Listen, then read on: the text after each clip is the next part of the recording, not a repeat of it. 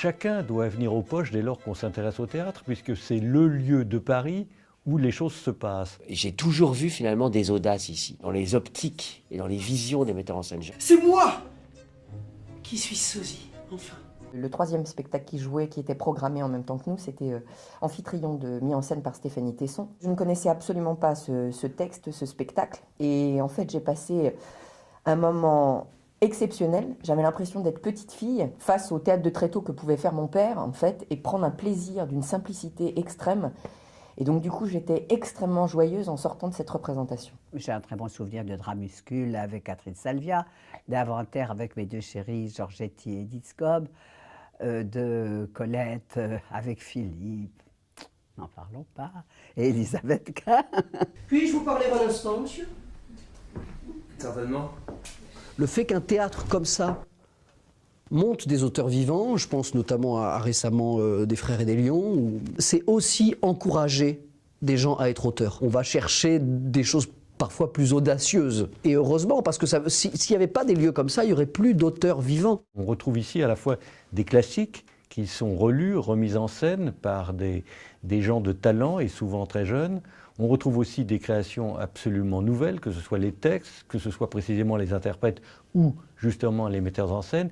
Et puis par-dessus tout, il y a un esprit ici que chaque spectateur perçoit. Il y a une espèce de simplicité, il y a même une espèce de désinvolture et de bordel qui sont assez sympathiques, qui sont assez spécifiques de la personnalité de Philippe Tesson, qui est quand même la puissance tutélaire ici. C'est le seul endroit où je me sens avoir une famille, disons. L'ambiance, les loges, la promiscuité, le fait qu'on soit tous dans ces loges. Moi, personnellement, je n'ai jamais autant ri de ma vie que dans ces loges. Et puis, cette chose très particulière qui est, alors pour le coup, totalement unique, que ça fait longtemps que je fais ce métier, mais vraiment, je n'ai jamais trouvé ça nulle part ailleurs. Mais vraiment nulle part ailleurs. C'est cette espèce d'impression que le temps s'arrête. L'histoire du soldat, la salle est ouverte.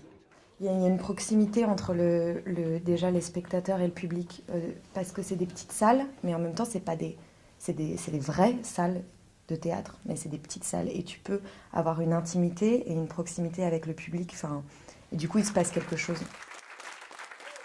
On a l'impression d'être sur leurs genoux. Ça crée un danger plus fort et en même temps un plaisir encore plus fort.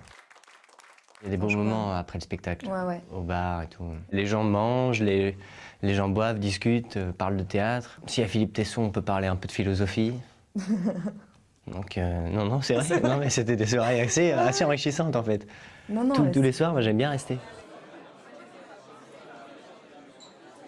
Toutes sortes de générations peuvent se rencontrer. C'est ça aussi qui est chouette au Théâtre de Poche, c'est cette proximité qu'on a les uns avec les autres, le public et les artistes. On se rencontre facilement à l'issue du spectacle. Le théâtre privé avant était très inventif quand il était dirigé surtout quand il est dirigé par des artistes.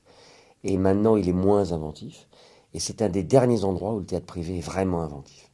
La règle, c'est le texte, c'est ce qu'on vient raconter.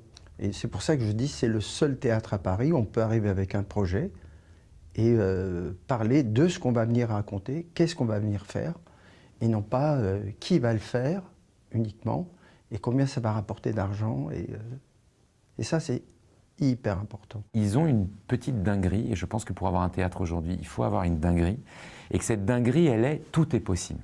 On peut leur parler de tout, même en allant les voir, en leur disant, voilà, ce projet-là, il est particulier, c'est d'après une histoire vraie, on va faire un débat à la fin. C'est jamais non, c'est pourquoi pas, c'est l'enfance encore. On va leur jouer un bon tour à nos spectateurs, on va les exciter, on va les déranger, on va les faire rire, les faire pleurer.